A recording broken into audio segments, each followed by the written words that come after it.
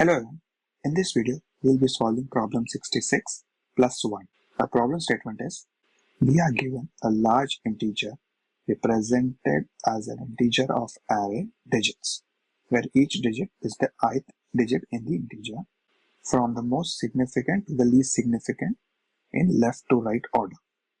The large integer does not contain any leading zeros. That's a very important information for us to solve the problem. We need to increment the large integer by 1 and return the resulting array. In example number 1, we have 1, 2 and 3. If we add 1 to this array, the output should be 1, 2 and 4, as we need to add 1 to the very last number in the array. Similarly, in this example, where we have 4, 3, 2, 1, after adding 1, we will get 4, 3, 2 and 2. For cases where the number is 9 and we are incrementing 1, the output should be 1, 0. So the size of the array could increase depending on the number that we are looking at. A couple of constraints that are given to us is the array length could be up to 100. The digits will be somewhere between 0 and 9. The problem is marked as easy, and I agree. Now let's talk about how we can formulate our approach to solving this in an efficient way. So to solve this problem, we'll use an additional variable called carry, which will be set to 1. We'll start the iteration from the back, add carry to nums of I. If the total x is it greater than 9, if yes, we need to use the carry to add 1 to the next digit. And you save this addition in this nums array. If the x or the addition is not greater than 9, it is up to 9, and I don't need a carry anymore. So my carry will be 0 and nums of I will be x. Let's use this strategy to solve this problem. And then we use a simple input where the output nums array size is changing. So with my I pointing at 2, as we are starting from the back, its corresponding value is 3. At this point, my carry is 1 because we need to add 1. So that's the default. So the new value will become 4. So this will become 4. We'll decrement our I pointer to 1. Its corresponding value is 2. At this point, because the new value was not greater than 9, my carry will be 0. So the new value will stay the same, 2. Decrement my I, 0. Its corresponding value is 1. Carry is still 0. So new value will be 1.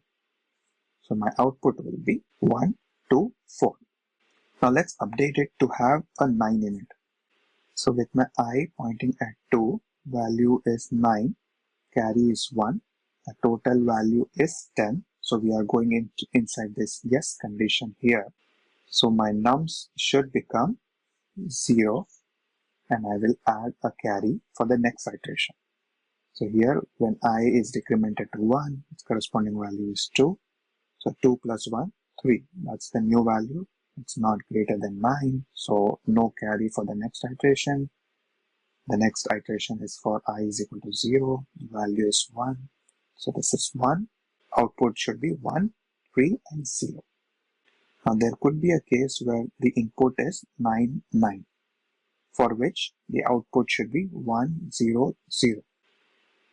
So with I is equal to 1, the value is 9, carry is 1. The new value will become 0 and the carry is continued. For I is equal to 0, current value is 9, 9 plus 1 is 10. So this is 1 and then carry 1. We are done with iterating all the characters. So this 1 should be appended into the output array. So the output should be 1, 0, 0. The time complexity here is O of m, where m is the number of characters or integers in the nums array, and space complexity is O of n in the worst case scenario.